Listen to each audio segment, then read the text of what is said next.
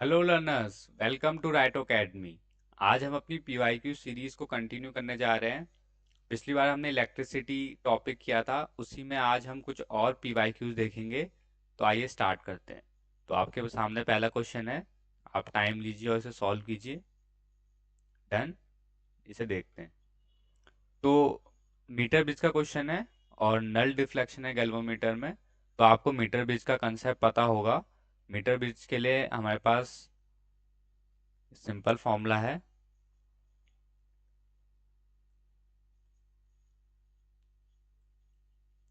Simply आपके पास formula है, यहाँ मैंने एसी लेंथ एल ली है। तो अब आपसे पूछ रहा है कि वो अगर आप रेडियस चेंज कर दे इस वायर का, तो क्या बैलेंसिंग लेंथ में कोई फर्क पड़ेगा। जैसा कि आप देख सकते हैं कि इस वायर का रेडियस चेंज करने से कोई भी फर्क नहीं पड़ेगा। R1 R2 आपने लगा रखे हैं, तो बैलेंसिंग लेंथ उसी हिसाब से आएगी। हाँ, अगर आप ऐसे रेडियस चेंज करते अनइवन तरीके से, तो लेंथ चेंज हो जाती, क्योंकि ये व्हीटस्टोन ब्रिज के कंसेप्ट पे ही बेस है। तो ये एक्चुअली जो लेंथ है, इसको आप इस तरीके से भी सोच सकते हैं,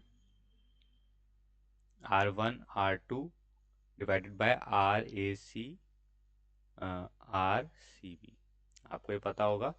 तो अगर आप अनइवन तरीके से चेंज करेंगे तो फर्क पड़ेगा, लेकिन अगर आप इवन तरीके से लेंथ को, रेडियस को बड़ा करेंगे वायर का, तो कोई फर्क नहीं पड़ेगा बैलेंसिंग लेंथ में। यहाँ से भी आप इसको एक्सपेंड करके देखेंगे तो कोई फर्क नहीं पड़ेगा रेशियो में, और यहाँ भी नहीं पड़ेगा। तो सिंपल आप यहाँ से ये कंक्लूड कर सकते हैं कि कोई चेंज नहीं होगा, तो ये सेम रहेगी। तो नेक्स्ट क्वेश्चन। तो नेक्स्ट क्वेश्चन ड्रिफ्ट वेलोसिटी पे बेस्ड है। तो ये सारे टर्म्स लिखे गए हैं, तो इसमें आप देखिए कि कौन से सही है कौन से गलत है। डन। तो यहाँ पर पहला टर्म जो है वो आपसे कह रहा है कि जो ड्रिफ्ट वेलोसिटी है VD, वो टेम्परेचर पर कैसे डिपेंड करती है कंडक्टर के। तो इसको समझ लेते हैं। जो ड्रिफ्ट वेलोसिटी होती है वो टाउ पे डिपेंड करती है, रिलैक्सेशन टाइम। और जो रिलैक्सेशन टाइम होता है वो डिपेंड करता है इनवर्स ऑफ टेम्परेचर। इसको आप थोड़ा इंट्यूटिव भी समझ सकते हैं कि अगर आपका टेम्परेचर ज़्यादा है कंडक्टर का, तो थर्मल एजिटेशन ज़्यादा होगा, तो कोलिजन मोर फ्रीक्वेंटली होंगे, तो रिलैक्सेशन टाइम कम होगा। तो इनके बीच में जो रिलेशन है वो क्या है, इनवर्स का है। तो इनवर्स रिलेशन है, तो VD और टाइम के बीच में भी कैसा रिलेशन होगा, इनवर्स। तो पहला तो ठीक है। दूसरा, एरिया। तो जो आपका ड्रिफ्ट वेलोसिटी होता है वो एरिया पर इनवर्सली डिपेंड करता है। सॉरी, ये एरिया है, तो एरिया पे इनवर्सली डिपेंड करता है, क्योंकि ड्रिफ्ट वेलोसिटी आप समझ सकते हैं एक तरीके से जो अंदर इलेक्ट्रॉन्स चल रहे हैं उनकी स्पीड है। तो एरिया जिसका कम होगा, रेजिस्टेंस उसकी ज़्यादा होगी, क्योंकि एरिया, रेजिस्टेंस का फॉर्मूला कैसा डिपेंड करता है एरिया पर, इनवर्सली। तो जितनी रेजिस्टेंस ज़्यादा उतना ड्रिफ्ट वेलोसिटी कम, और जितनी रेजिस्टेंस कम उतनी ड्रिफ्ट वेलोसिटी ज़्यादा। तो इनवर्स प्रोपोर्शनल होता है रेजिस्टेंस के। तो ये भी ठीक है। तो drift velocity depend on the potential, तो पोटेंशियल डिफरेंस पर तो डिपेंड करेगा, क्योंकि पोटेंशियल डिफरेंस के हिसाब से ही इलेक्ट्रिक फील्ड सेटअप होगा और उतना ही पुश मिलेगा इलेक्ट्रॉन्स को, तो ये तो गलत है। Drift velocity of electrons is inversely proportional to length of the conductor. Inversely proportional to length of the conductor, तो ये भी गलत है। लेंथ ऑफ द कंडक्टर के इनवर्सली प्रोपोर्शन नहीं होगा। Drift velocity increase with the increase of temperature of conductor, तो ये तो फर्स्ट का ही इनवर्स है, तो ये भी गलत हो जाएगा। तो ए और बी सही है, तो फर्स्ट ऑप्शन आपका करेक्ट होगा। नेक्स्ट क्वेश्चन आपका सामने है, ट्राई कीजिए इसको। डन। तो ये एमीटर पे कितना करंट आएगा ये आपसे पूछ रहा है।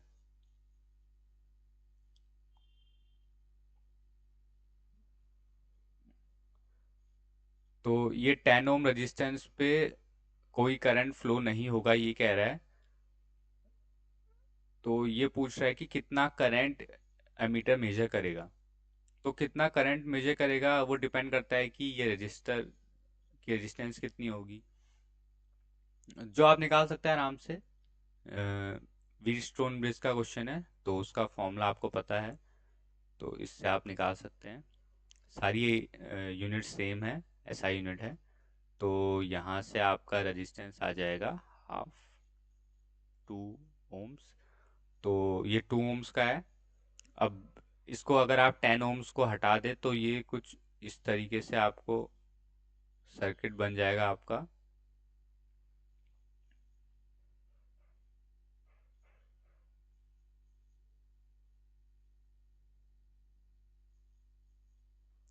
तो इस तरीके से आपका सर्किट बन जाएगा। तो ये 2 ये 4, तो ये सीरीज कॉम्बिनेशन है 2 और 4 का। तो इनका इक्विवेलेंट हो जाएगा आपका 6, और 3 और 6 का इक्विवेलेंट आपका हो जाएगा 9। तो ये दोनों फिर आपके किस में है, पैरेलल कॉम्बिनेशन में है। ये आपके पैरेलल कॉम्बिनेशन पे है। तो 6 और 9 का पैरेलल कॉम्बिनेशन, ये आपका आर इक्विवेलेंट हो जाएगा। तो ये होगा 9 × 6, 9 + 6। तो ये आपका हो जाएगा 6 9 54, और 9 और 6 होता है आपका 15। तो हमारा आर इक्विवेलेंट आ चुका है। तो करंट निकालने के लिए सिंपली हम V/R यूज़ करेंगे, ओम्स लॉ। तो V आपका है 36 वोल्ट्स, और आर इक्विवेलेंट हमने निकाला है तो 54/15। तो इसको हम सॉल्व कर लेंगे। तो इसको 6 से कट करने की कोशिश करते हैं। 6 6 ज़ा एंड 6 9 ज़ा, देन 2 3 ज़ार, सॉरी 3 2 ज़ार, और 3 3 ज़ार, 3 5 ज़ा। तो 10 एम्पेयर। यूनिट्स चेक कर लेंगे, 36 वोल्ट्स और ओम्स। सो एम्पेयर में आंसर करेक्ट है। Next question. तो नेक्स्ट क्वेश्चन आपका थर्मल एनर्जी पर है कि इतना थर्मल एनर्जी आपका डेवलप हो रहा है रजिस्टर में, तो इतने करंट पे कितना होगा। तो सिंपल क्वेश्चन है। आपको हीट एनर्जी का फॉर्मूला पता होगा जो वायर या कंडक्टर में बनती है। तो ये आपका सिंपल फॉर्मूला है, करंट, रजिस्टर, टाइम। तो यहाँ से आप आर निकाल सकते हैं, और आर फाइंड करने के बाद आप सेकंड जो एच डैश निकालेंगे नए केस के लिए, उसमें इस आर को पुट कर सकते हैं, क्योंकि रेजिस्टेंस तो आपके कंडक्टर की चेंज नहीं हो रही है, कंडक्टर तो वही है। तो 3 स्क्वायर है, और आर आपका क्या है, यहाँ से आप आर निकाल सकते हैं, H/I²T। तो एच आपका जो पुराना वाला है वो है 300/2² × 50, और टाइम आपका है 10।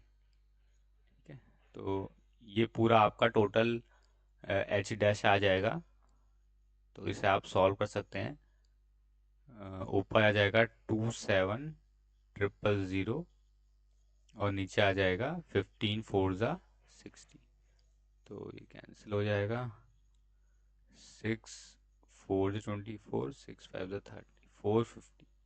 तो 450 जूल्स आपकी एनर्जी खर्च होगी सेकंड केस में।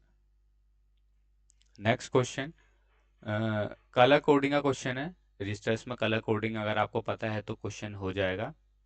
जैसे वॉयलेट की होती है 7, फिर ग्रीन, ग्रीन का नंबर होता है 5, रेड का नंबर होता है 2, एंड गोल्ड होता है आपका ±5%।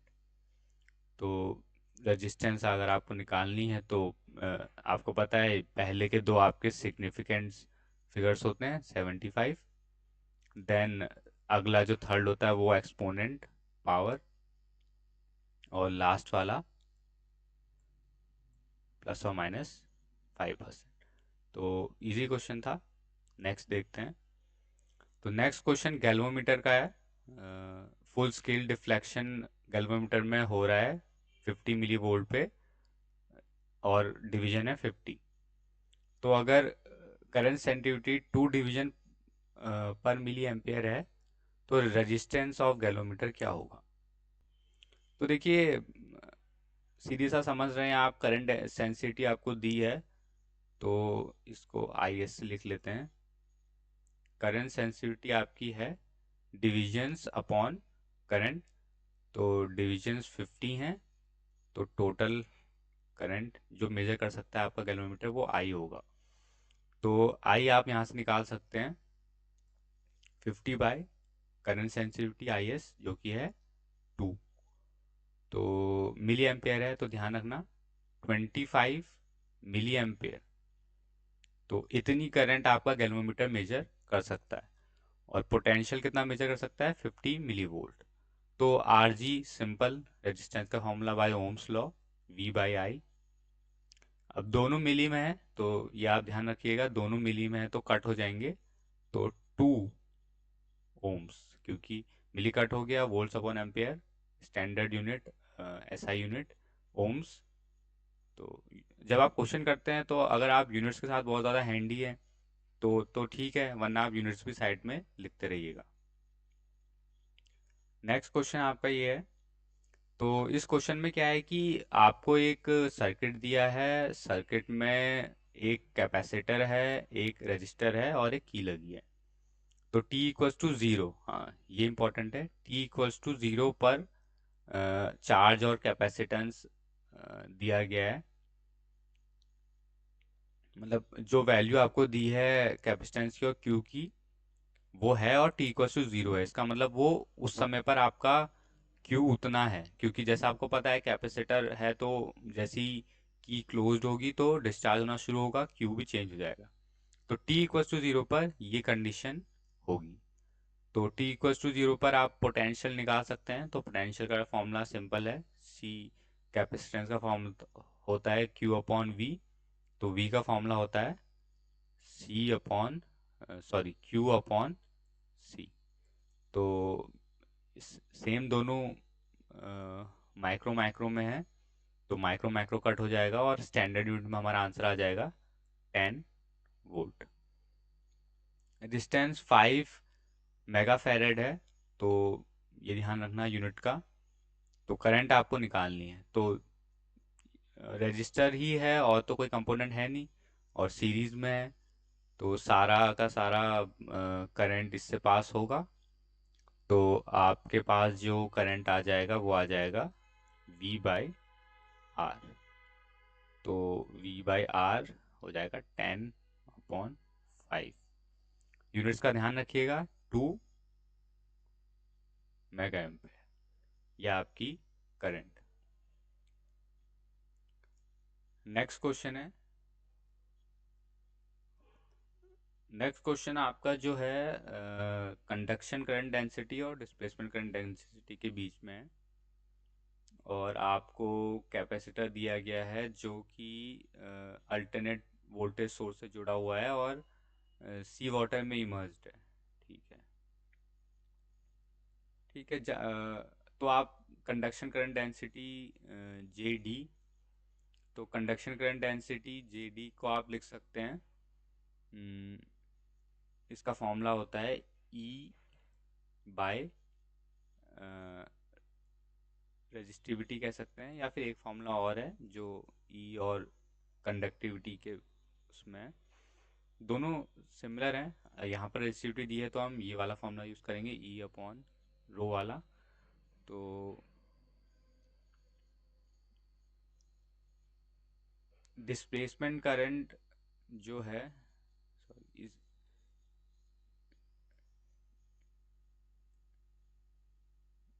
यहाँ पर जे डी नहीं, इसको हम जे सी से लिखते हैं, थोड़ा सा क्लियर हो जाएगा।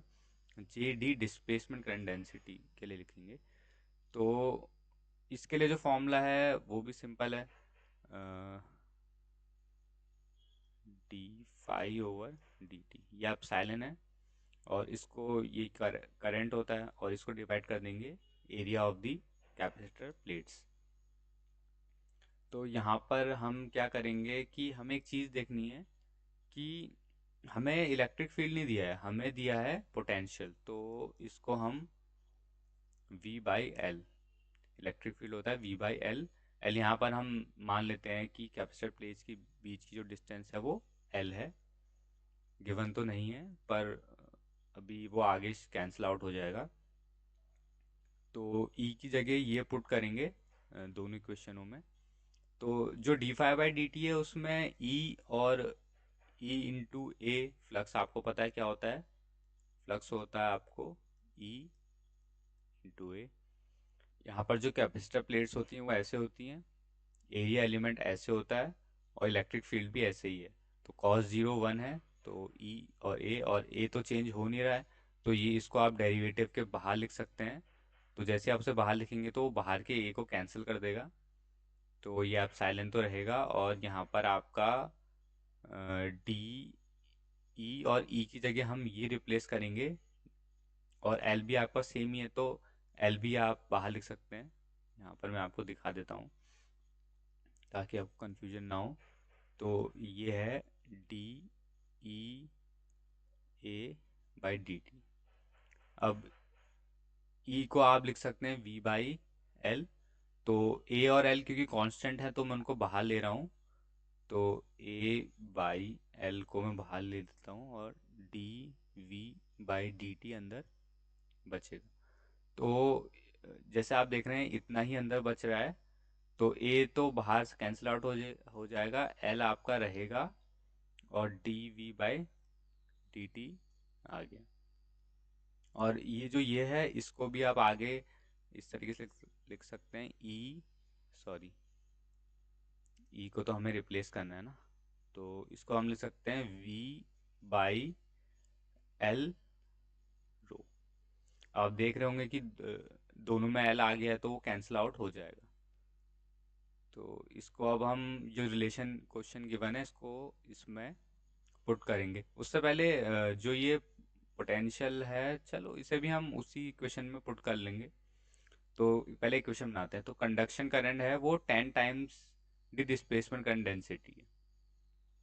तो सिंपल है, अ, जो जे सी है वो 10 टाइम्स एक्स है जे सी, सॉरी जे डी के, हाँ ठीक है। तो कंडक्शन करंट जो है आपका वो आया था आपका V अपॉन एल रो 10x, और जो JD आया था वो आपका आया था V d V by D t epsilon L upon L. तो एल से एल कैंसिल आउट। अब जो V है आपका वो क्या दिया गया है, V naught sine 2 pi F T दिया गया है, ठीक है। एफ टी सारी वैल्यूज आपको गिवन है, बस आपको यहाँ पुट करनी है। तो जब आप पुट करेंगे तो अ, इसको अभी लिख लेते हैं, V naught sine 2 pi F T. एक बार चेक कर लेते हैं, हाँ सही लिखा है। तो रो भी आपको दिया है, ठीक है, रो भी गिवन है, 10x भी गिवन है, बस x ही अननोन है तो आ जाएगा। एप्साइलन, एप्साइलन की वैल्यू भी आपको गिवन है, और dv dv by D T यहाँ पर आप इसको डेरिवेट कर देंगे। तो डेरिवेट करने के बाद ये आ जाएगा v ज़ीरो साइन का कॉस हो जाएगा 2 पाई एफ टी, और अंदर दोबारा से होगा 2 पाई एफ। तो ये आपका आंसर आ गया है। अब बस आपको क्या करना है कि यहाँ वैल्यूज पुट करनी है। थोड़ा सा इसको और सॉल्व कर लेते हैं। तो यहाँ पर इस इक्वेशन को हमें सॉल्व करना है और x की वैल्यू फाइंड करनी है। तो मैं 10x को एक तरफ ले जाता हूँ और बाकी चीज़ों को एक तरफ शिफ्ट कर देता हूँ। तो साइन इस तरफ आएगा तो ये हो जाएगा आपका साइन अपॉन कॉस 10। तो 10 2 पाई एफ टी, और बाकी चीज़ें भी हम शिफ्ट कर लेंगे। तो रो 2 पाई एफ एंड एप्सिलॉन। तो ये आपका राइट हैंड साइड आपको सॉल्व करनी है। तो राइट हैंड साइड में हम वैल्यूज पुट कर सकते हैं, और 10 2 पाई एफ टी को आप अलग से सॉल्व कर लेंगे। तो ये जो 10 2 पाई एफ टी है, इसको हम एंगल्स में कर लेते हैं। तो एंगल्स में करने के लिए 360/पाई करना होता है। तो ये हो जाएगा 2 × 360/पाई से ये वाला पाई कट। फ्रीक्वेंसी आपकी 900 है, और टाइम आपका 1/800 है। सारी एसआई यूनिट्स हैं, कोई दिक्कत नहीं। तो इसे कट करेंगे तो 2 4 8, तो ये आपका आ रहा है ये 4 से 90 टाइम्स कट होता है। तो 90 × 9, तो ये एंगल मैंने निकाला है। तो देखो ये 90 × 9 आ रहा है, इसका मतलब अगर आपको सिंपली 10 की टेबल पता है तो आप वहाँ से भी कर सकते हैं। बाकी 10 × 9 मतलब 2 राउंड कंप्लीट होके देन अगेन ये 90 यहाँ पर आ रहा है। तो ये किसके इक्विवेलेंट है? ये 1090 के इक्विवेलेंट है। तो 1090 के इक्विवेलेंट है, तो इसकी वैल्यू 1090 जितनी होगी, तो इसकी वैल्यू होगी 1। तो 10 के अंदर जो भी ये एंगल आया है, इसकी वैल्यू होगी 1। ठीक है, तो इसकी वैल्यू 1 है, और बाकी सब चीज़ों की वैल्यू आपको पता है। अब यहाँ पर क्या है कि जो आपको रेजिस्टिविटी दी गई है वो, ठीक है, ऐसा यूनिट है। हाँ, ठीक है, सब ऐसा यूनिट्स है, कोई दिक्कत नहीं है। तो 0.25 इंटू 2 पाई F 900, और जो परमिटिविटी दी गई है वो 80 टाइम्स एप्सिलॉन दी गई है। तो 80 टाइम्स एप्सिलॉन नॉट। हाँ, तो देखिए ये सब तो ठीक है, आप इसे आराम से सॉल्व कर सकते हैं। बस एक छोटा सा आप यहाँ पर ट्रिक यूज़ कर सकते हैं, क्या कि एप्सिलॉन की वैल्यू, नॉट की वैल्यू अगर आप पुट करेंगे तो थोड़ा सा ज़्यादा मुश्किल हो जाएगा। तो आप क्या कीजिएगा कि 1/4 पाई एप्सिलॉन नॉट की वैल्यू आपको पता होती है, 9 × 10⁻⁹। तो इसकी वैल्यू आपको पता है। तो यहाँ से आप देखिए आपके पास पाई है और एप्सिलॉन नॉट है, तो इसको मिक्स करके और एक 2 और इसमें मल्टीप्लाई करके, मल्टीप्लाई 2 और डिवाइड 2 करके ये वैल्यू पुट कर लीजिएगा। इससे आपको थोड़ा सा आसानी हो जाएगी। तो ये सब चीज़ें मैंने कैलकुलेटर में सॉल्व करी हैं। तो आप इसे मैन्युअली सॉल्व कर सकते हैं। जैसे ये हो जाएगा आपका 25, ऊपर आ जाएगा 100, और मैंने इस 2 पाई और एप्सिलॉन के लिए एक 2 भी और लिया है, तो इंटू 2/2 करना पड़ेगा। तो ऊपर एक 2 और नीचे एक 2 किया है, जो यहाँ 4 पाई एप्सिलॉन नॉट बना है। तो इस पूरी की वैल्यू कितनी आ गई है? 9 × 10⁻⁹। तो इसमें हमारा ये और ये कवर हो गया, और नीचे और क्या बचा है? 900 × 80 बचा है। तो इसे हम सॉल्व कर सकते हैं। इस 9 से 9 कट हो जाएगा। देन 25 8 ज़ा क्या होता है? 200। तो 200 और ऊपर भी 200 है, तो 25 8 ज़ा होता है 200। तो ये पूरा टर्म इससे कट हो जाएगा। तो यहाँ नीचे आपके पास 3 ज़ीरोस हैं, ऊपर 10⁻⁹। तो टोटल कितने ज़ीरोस हो जाएंगे? 9 - 3 6। तो आपके बेसिस सेम है, तो एक्सपोनेंट्स भी सेम होंगे। तो x की वैल्यू क्या आ गई? 6। तो यही आपका आंसर है क्वेश्चन। तो नेक्स्ट क्वेश्चन के लिए क्या है कि एक सिलेंड्रिकल वायर है जिसका रेडियस इतना है, कंडक्टिविटी इतनी है, और उसमें इलेक्ट्रिक फील्ड इतना हमने सेटअप किया है जो उस वायर से जा रहा है। तो करंट इतना होगा कह रहा है, तो x की वैल्यू आपको फाइंड करनी है।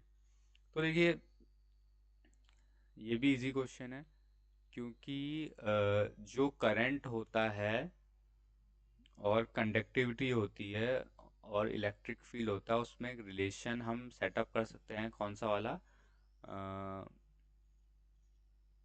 करंट डेंसिटी जो होती है वो होती है अभी इससे पहले क्वेश्चन में मैंने बताया था ये। तो यहाँ से आप सॉल्व कर सकते हैं, बस आपको एक चीज़ करनी पड़ेगी कि जो करंट डेंसिटी होती है वो क्या होती है, वो होती है करंट अपॉन एरिया। क्योंकि यहाँ तो एरिया वगैरह कोई भी चेंज नहीं हो रहा है, मतलब वायर में कांस्टेंट एरिया है, तो आप इसे आई अपॉन ए ले सकते हैं। तो ये डन है, सारी वैल्यूज आपको दी हैं। तो इस रिलेशन से हम करंट निकाल सकते हैं। तो जो हमारे पास रिलेशन है इससे हम करंट निकाल सकते हैं। तो सिंपली करंट हमारा ये हो जाएगा, और सारी नोन क्वांटिटीज़ हैं, बस वैल्यूज पुट करनी है। तो एरिया जैसे आपको पता है मिलीमीटर में दिया है, तो इसको हम चेंज कर लेंगे। 0.5 है तो पहले इसको 5 × 10⁻⁻1 मीटर कर लेंगे, सॉरी मिलीमीटर। देन मीटर में चेंज करने के लिए 10⁻³ से करेंगे तो -4 हो जाएगा। तो रेडियस है ये, तो पाई और रेडियस का स्क्वायर। ठीक है। कंडक्टिविटी आपको दी है SI यूनिट में, बढ़िया है। इलेक्ट्रिक फील्ड आपको दिया है मिली वोल्ट्स, तो मिली वोल्ट्स में दिया है तो आप इसको भी कन्वर्ट कर लेंगे। ठीक है। तो यहाँ पर हम अपना सॉल्व कर लेंगे। तो ये पावर जो है 10⁻⁸ यहाँ पर है, और 7 और 8 यहाँ पर है। तो ये पावर्स तो एक दूसरे को कट कर रही हैं, और 5 स्क्वायर 5 का क्यूब, स्क्वायर यहाँ से, एक 5 यहाँ से, तो क्यूब हो जाएगा, फिर पाई और इंटू 10⁻⁻3। और जो करंट आपको दी है वो क्या दी है, x3 पाई, क्वेश्चन में गिवन है आपको। तो तो आपको क्वेश्चन में गिवन है ये वैल्यू। तो ये आप क्वेश्चन जो वैल्यू गिवन है वो मिली एम्पियर्स में गिवन है, और हम जो निकाल रहे हैं वो SI यूनिट पे निकाल रहे हैं। तो हम क्या कर सकते हैं कि हम यहाँ पर या तो कन्वर्ट कर सकते हैं या तो यहाँ पर। तो एक काम करते हैं, यहाँ पर ही कन्वर्ट कर लेते हैं। ये एम्पेयर में था, तो मिली एम्पेयर में करने के लिए मैं इसे 10⁻³ से मल्टीप्लाई कर देता हूँ। तो अब बोथ साइड मिली एम्पेयर में हो गया है। तो ये हो जाएगा आपका 5 और यहाँ x⁻³ पाई। तो डायरेक्टली आप देख सकते हैं कि आपका x क्या आ गया है, 5। तो x आपको निकालना था, वो आ जाएगा आपका 5। ठीक है। तो यहाँ पर ध्यान रखिएगा कि क्योंकि आंसर मिली एम्पेयर में था, इसलिए मैंने लास्ट में उसको मिली एम्पेयर में कन्वर्ट कर दिया। यहाँ तक मैंने एम्पेयर में कैलकुलेट किया था, तो इसका आप ध्यान रखना। यूनिट्स, मैं फिर कह रहा हूँ, या तो आप यूनिट्स के साथ बहुत हैंडी हैं, आप माइंड में सॉल्व करते जाएं यूनिट्स को। अगर आप यूनिट्स के साथ हैंडी नहीं हैं तो फिर आप लिखें, वरना गलतियाँ हो सकती हैं। नेक्स्ट क्वेश्चन, और ये हमारा आज का लास्ट क्वेश्चन होने वाला है, तो इसे आप ट्राई कीजिए। डन। तो ये क्वेश्चन टॉर्क पे बेस्ड है, कि एक आपके पास गैल्वोमीटर है, उसमें जो कॉइल है उस पर इतना टॉर्क आप लगा रहे हैं, तो जो कॉइल है वो मैग्नेटिक फील्ड के पैरेलल है, और इतना करंट उससे पास हो रहा है, तो मैग्नेटिक फील्ड की स्ट्रेंथ कितनी होगी। तो इस क्वेश्चन में, वैसे तो बहुत इजी क्वेश्चन है, आप फॉर्मूले से डायरेक्ट कर सकते हैं। थोड़ा समझने लायक जो चीज़ है वो ये है कि ये जो मैग्नेटिक फील्ड पैरेलल है उसके हिसाब से एंगल क्या होगा, वो थोड़ा सा समझ लीजिए। कि देखिए, ये आपकी कॉइल ऐसे होती है, इस तरीके से टर्न्स होते हैं उसमें। ठीक है। तो ये करंट इन और ये करंट आउट। ठीक है। तो देखो, टॉर्क का फॉर्मूला जो है वो तो आपको पता ही होगा, फोर्स इनटू डिस्टेंस, सॉरी ये क्रॉस प्रोडक्ट है, और फोर्स इनटू डिस्टेंस, या फिर आप ऐसे भी कह सकते हैं साइन थीटा, या तो आप कहें कि एफ क्रॉस डी, या तो F into D into sine theta. तो अब ये थीटा आप समझ लीजिए, कॉइल के केस में क्या होता है कि मैग्नेटिक फोर्स लग रहा है। मैग्नेटिक फोर्स जो लग रहा है वो मैग्नेटिक फील्ड और फोर्स की डायरेक्शन अलग होती है, तो थोड़ा कन्फ्यूजन हो सकता है। तो अगर आप इस कॉइल को देखें, तो एक कॉइल मान लीजिए ये इसका एक्सेस ऑफ रोटेशन है, ऐसे रोटेट कर रही है मान लीजिए। तो यहाँ पर हम इसका आप कह सकते हैं हॉरिजॉन्टल व्यू देख रहे हैं।